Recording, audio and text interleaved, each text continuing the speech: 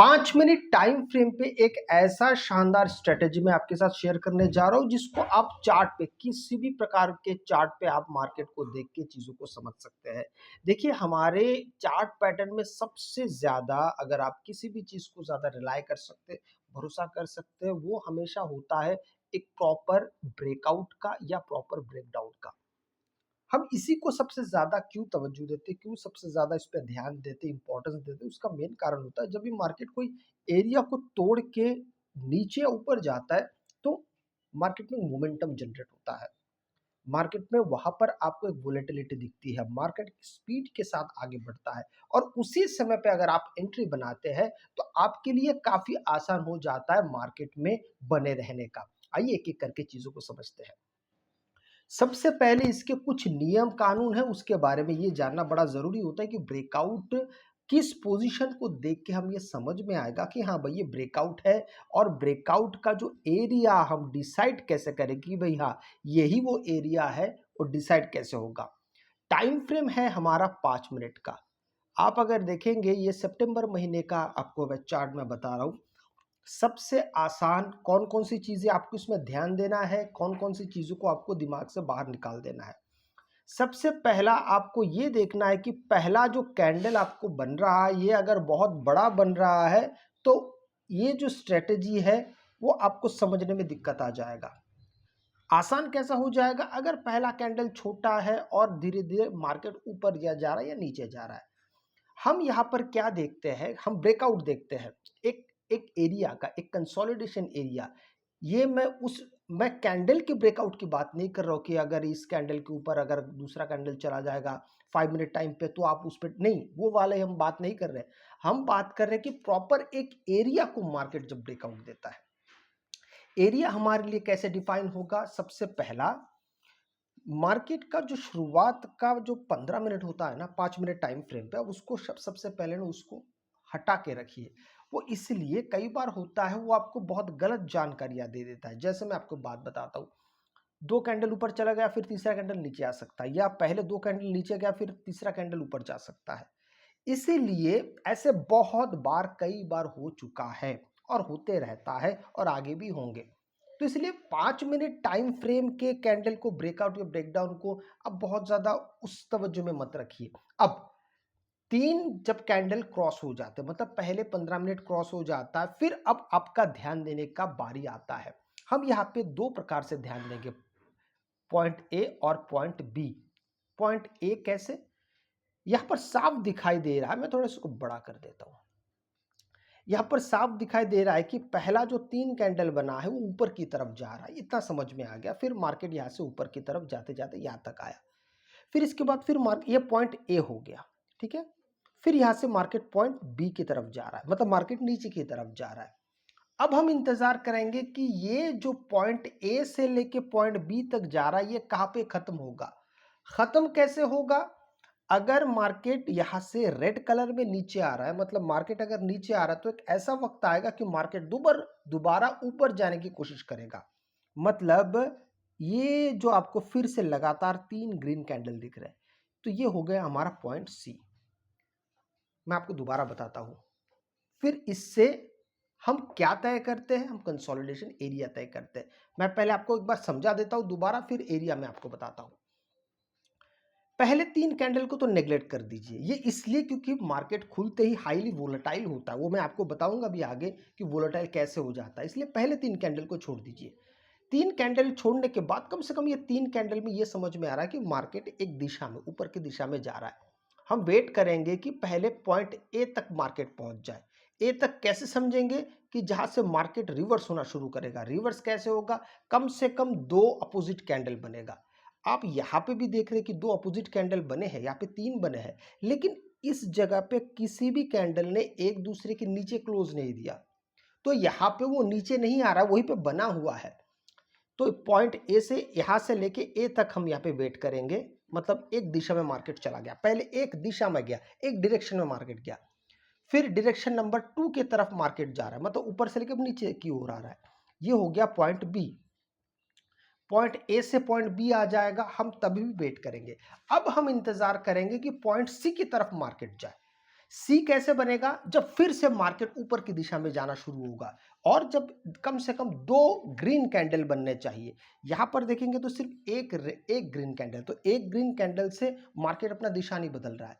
जब कम से कम 2 हो या 2 से अधिक हो तो ही यहाँ पे दिशा बदल रहा है, मतलब यहाँ से मार्केट पॉइंट सी की तरफ जा रहा है। बस यही हमारे लिए काफ़ी हो जाएगा क्या जानने के लिए कि यहाँ पर एक अब लाइन क्रिएट करने की आवश्यकता है। सबसे पहला लाइन कहां पे क्रिएट होगा? यहां पे क्रिएट होगा जहां से मार्केट ने रिवर्स करना शुरू किया था। ठीक है, दूसरा लाइन कहां पे क्रिएट होगा? जहां से मार्केट ने फिर से एक बार डायरेक्शन चेंज करना शुरू किया था। मैं आपको दोबारा अभी फिर से बताऊंगा, आपको और आसानी से समझ में आने लगेगा। देखिए, यहां से मार्केट ऊपर गया, फिर यहां से जब नीचे आना शुरू हुआ तो मतलब यहां पे पॉइंट ए बन गया और इसी के हाई पे हमने एक हॉरिजॉन्टल लाइन ड्रॉ कर दिया। फिर यहाँ से मार्केट वापस आना, रिवर्स हुआ, रिवर्स होने के बाद वापस मार्केट यहाँ से फिर से रिवर्स होना शुरू हुआ। तो जहाँ से लास्ट जो लो रह रहा है, ये 3 कैंडल से पहले जो लास्ट लो है, यहाँ पर हमने और एक हॉरिजॉन्टल लाइन ड्रॉ कर दिया। इससे क्या हो जाता है कि मार्केट अभी एक एरिया में बंध गया है कि यहाँ पे मार्केट ने एक हाई लगा, यहाँ पे मार्केट ने एक लो लगाया, वापस मार्केट ऊपर की तरफ जा रहा है। मतलब अभी एक हमें एक प्रॉपर हाई और एक प्रॉपर लो मिल गया। ये वाला नहीं है हमारा लो, हमारा लो ये पॉइंट ए और पॉइंट बी है। अब आसानी से हम ये समझ सकते हैं कि मार्केट इसके बाद जिस दिशा में मार्केट जाएगा, हमारे लिए वो काफी आसान करता हुआ जाएगा। मतलब जहां से ब्रेकआउट मिलेगा या ब्रेकडाउन मिलेगा, हम उसी जगह से अपने एंट्री की प्लानिंग करेंगे। अब देखते हैं कहां से होता है। आसानी से देखिए, अब यहां से मार्केट ने एक ब्रेकआउट दिया है। ठीक है, अब एक ही ब्रेकआउट से हम कभी भी संतुष्ट या सेटिस्फाई नहीं हो सकते। हम यहाँ पे कंफर्म कैंडल उसे नहीं मान सकते। Point number 1। पॉइंट नंबर 2, हमारा एसएल भी वही कैंडल ही होगा जिसने ब्रेकआउट दिया है। ऐसा नहीं कि आपने यहाँ पे कंसोलिडेशन एरिया यहाँ पे है तो ये आपका एसएल, ये बहुत बड़ा एसएल हो जाएगा। इसलिए हम इस लो को हम एसएल नहीं मानते, हम मानते हैं इस एरिया को। किस एरिया को? जिस कैंडल ने ब्रेकआउट दिया है, इसी का लो हमारे लिए एसएल कहलाएगा। एंट्री कहां बनेगी? अभी एंट्री बिल्कुल इस कैंडल के जैसे ब्रेकआउट दिया वहां पे एंट्री नहीं, जिस कैंडल ने ब्रेकआउट दिया इसके ऊपर और एक कैंडल क्लोज होना चाहिए। तो आप देखेंगे इस कैंडल ने यहाँ पे ब्रेकआउट को सफल बनाया है, कंफर्म किया है। क्योंकि देखिए, इस कैंडल को हम यहाँ पे एंट्री इसलिए नहीं बनाते हैं क्योंकि देखिए इसके बाद फिर मार्केट ने बहुत सारे और भी कैंडल्स बने हैं। बहुत बार होता है कि आपका एक ब्रेकआउट के बाद अगला कैंडल फिर से मार्केट के उस कंसोलिडेशन एरिया में चला जाता है। इसलिए हम डबल कंफर्मेशन के लिए यहाँ पे और एक ब्रेकआउट के कैंडल का हम वेट करते हैं और यहाँ से आपका एंट्री बनेगा। अब बात आती है यहाँ से आपका टारगेट कितना होना चाहिए। बड़ा आसान सा सवाल है। यहाँ पे टारगेट आप अपने मुताबिक रख सकते हैं। अगर मैं अपने हिसाब से बात करता हूँ तो 30 से 40 पॉइंट्स काफ़ी हो जाता है निफ्टी में। याद रखिएगा, ऐसे जो स्ट्रेटजीज होते हैं ये बहुत सटीकता से काम करता है और बहुत आसानी से आपको ये 30 पॉइंट्स 40 पॉइंट्स बहुत आसानी से दे देता है। वोलेटिलिटी के साथ आता है। अब देखिए, वोलेटिलिटी ये शब्द मैंने क्यों इस्तेमाल किया?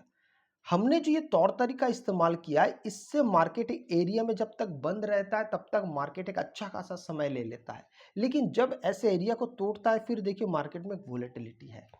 बस इसी का फायदा हमें लेना होता है।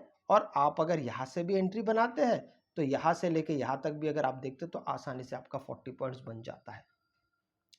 ये मार्केट तो काफ़ी स्लो है। कभी कभी ऐसा भी मार्केट होता है कि शुरुआत के 5, 10, 15 मिनट के अंदर भी कई बार आपके टारगेट हिट हो जाते हैं। याद रखिएगा, इस दुनिया में ऐसा कोई स्ट्रेटेजी नहीं है जिसका एसएल हिट नहीं होता है। हर स्ट्रेटेजी का एसएल हिट होता है। इसका भी होगा, आज नहीं होगा तो कल होगा। इस बात को आप अपने जहन में हमेशा बनाए रखिएगा। जो भी आप स्ट्रेटेजी देखते हैं वो प्रैक्टिस्ड होते हैं, लेकिन उसमें एसएल होते हैं, एसएल हिट होते हैं। ये एसएल हिट प्रूफ वाला स्ट्रेटेजी नहीं है। ठीक है, प्रैक्टिस से सब आ जाएगा। दूसरी बात, मार्केट है, मार्केट अपनी इच्छाओं से चलता है, लेकिन उसको चलते वक्त जब हम अपने नियम बना लेते हैं तो हमारे लिए मार्केट में बने रहना काफ़ी आसान हो जाता है। ये हो गया एक। मैं आपको एक एग्जांपल और देता हूं। अगले दिन की बात करते हैं। यहाँ पे देखते हैं अगले दिन क्या होता है। जैसे मैंने आपसे कहा कि शुरुआत के 3 कैंडल को आप छोड़ दीजिए, ये शुरुआत का 3 कैंडल है। पहला 3 कैंडल, 2 कैंडल नीचे आया फिर ऊपर जाने लगा। इसलिए मैंने आपसे सबसे पहले कहा था कि आप 5 मिनट टाइम फ्रेम के ब्रेकआउट को बहुत ज़्यादा भरोसा मत कीजिए, क्योंकि कई बार होता है कि वो 2 कैंडल 3 कैंडल नीचे आता फिर मार्केट रिवर्स करने लगता है। यहाँ पे रिवर्सल का सबसे बड़ा मेन रीज़न था कि मार्केट पिछले दिन के हाई के ऊपर खुलता है और जैसे नीचे नीचे आता है, हाई मिल जाता है, ये सपोर्ट का काम करता है, मार्केट यहाँ से रिवर्स हो जाता है। अब हम यहाँ पे देखेंगे कि हम अपने पॉइंट ए बी को कैसे सेट करेंगे। आइए यहाँ पे देखते हैं। अब पहले 3 कैंडल को हम यहाँ पे नज़रअंदाज कर देते हैं। अब फिर धीरे धीरे मार्केट ऊपर जाना शुरू हुआ था। अब यहाँ से लेके मार्केट यहाँ तक पहुंचा, फिर 2 रेड कैंडल बने, मतलब यहाँ पे पॉइंट ए हमारा बन गया। ठीक है, ये हमारा पॉइंट ए बन गया। अब हम वेट करेंगे कि मार्केट यहाँ से रिवर्स होते होते कम से कम अब 2 ग्रीन कैंडल बनाए ताकि हमें पॉइंट बी मिल जाए। देखते हैं कैसे बी मिलता है। यहीं पे देखिए, यहाँ से 3 कैंडल, 3-4 रेड कैंडल आया, यहीं से फिर 2 आपको ग्रीन कैंडल मिल गया। मतलब अब लास्ट हमारा लो कहाँ पे होगा, इसी कैंडल का ही हमारा लो होगा। मैं अभी दोनों को यहाँ पे ड्रॉ कर लेता हूँ। देखिए, सबसे पहले ये हमें मिल गया पॉइंट ए और इसी के साथ हमें यहाँ पे मिल गया पॉइंट बी। ठीक है, इसको मैं थोड़ा सा भी सेट कर लूँगा। ये पॉइंट ए और पॉइंट बी मिल गया। अब देखिए, पॉइंट ए और ये वाला पॉइंट बी। अब यहाँ से मार्केट जब ऊपर जा रहा है, अब ऊपर कितना भी जाता है हमें उससे लेना देना नहीं है, हमें सिर्फ पॉइंट ए और पॉइंट बी की तलाश होती है। पॉइंट सी का मतलब ये होता है कि मार्केट यहाँ से रिवर्स हो रहा है। अब वो रिवर्स होकर कहाँ तक जा सकता है वो देखने वाली बात होती है। तो पॉइंट ए और पॉइंट बी के बीच में देखिए अभी मार्केट किस तरीके से कंसोलिडेट करता है। बस यही हम समझना चाहते हैं इस स्ट्रेटेजी के द्वारा कि आप ट्रैप क्यों हो जाते हैं। कई बार होता है आप ट्रैप हो जाते हैं, ऐसे स्ट्रेटेजी से आप ट्रैप नहीं होंगे और प्रैक्टिस की बात है ये। अब देखिए फिर आगे क्या होता है, चलिए देखते हैं। थोड़ी देर बाद ये देखिए, मैंने आपसे कहा था कि एक कैंडल से कभी भी आप संतुष्ट मत होइएगा। यहाँ पे एक कैंडल ने ब्रेकआउट दिया, मैंने आपको बार बार समझाया, एक कैंडल से हम ब्रेकआउट नहीं मानते, हमें 2 कैंडल चाहिए, वो भी इसके ऊपर क्लोज होना चाहिए। पर यहाँ पे क्या होता है, अचानक एक रेड कैंडल और क्रिएट हो जाता है, तो यहाँ पे हमारी एंट्री बनती ही नहीं है। 95% लोग, जो लोग 5 मिनट के टाइम फ्रेम पे ब्रेकआउट स्ट्रेटेजी देखते हैं, वो सिर्फ एक कैंडल पे एंट्री बना लेते हैं और यही सबसे बड़ी गलती करते हैं। इन गलतियों को आप रिपीट मत करिएगा। आगे क्या होता है, थोड़ी देर बाद अब देखिए मार्केट यहां से फिर गिरना शुरू हुआ। फाइनली इसने इस को ब्रेक डाउन दिया और अगला ही कैंडल ने इस कैंडल को भी ब्रेक डाउन दे दिया। मतलब हमारी एंट्री बहुत साफ तरीके से यहां से हो जाएगी और हमारा एसएल इसी कैंडल का लो होगा। बस अब यहां से हम सिर्फ 40 पॉइंट का वेट करेंगे।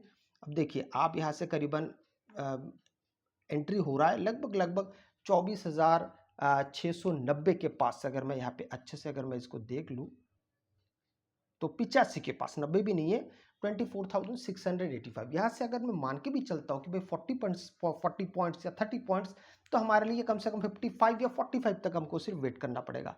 अब देखिए मार्केट ने यहाँ पे आपको कितने कम समय में आपके यहाँ पे आपका दोनों टारगेट एक साथ पूरा हो जाता है। मतलब आप पूरा 5 मिनट वेट तो करेंगे। यहाँ तक अगर आप वेट करते हैं तो आपका जो सेकंड वाला मतलब 30 पॉइंट्स और 40 पॉइंट्स, तो यहाँ पे बहुत आसानी से आपको 40 पॉइंट्स मिल रहा है। यहाँ से मार्केट कितना नीचे गया, अब देखिए मार्केट यहाँ से काफ़ी शानदार तरीके से नीचे गया। इस स्ट्रेटेजी का यही सबसे बड़ा फायदा है कि आपको यहाँ पे वोलेटिलिटी के साथ मार्केट मिलता है।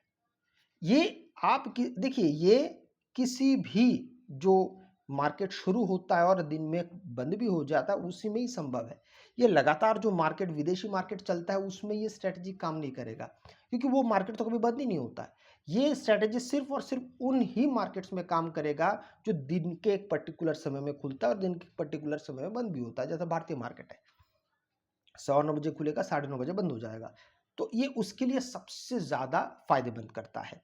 तो इस चीज़ को जितना आप इसको प्रैक्टिस करेंगे, आप उतना ही ज़्यादा इसके नज़दीक पहुंचते जाएंगे। अगर आपको वीडियो अच्छा लगे तो लाइक शेयर सब्सक्राइब जरूर कीजिएगा। आपसे मैं अगली वीडियो मिलता हूं, तब तक के लिए जय हिंद।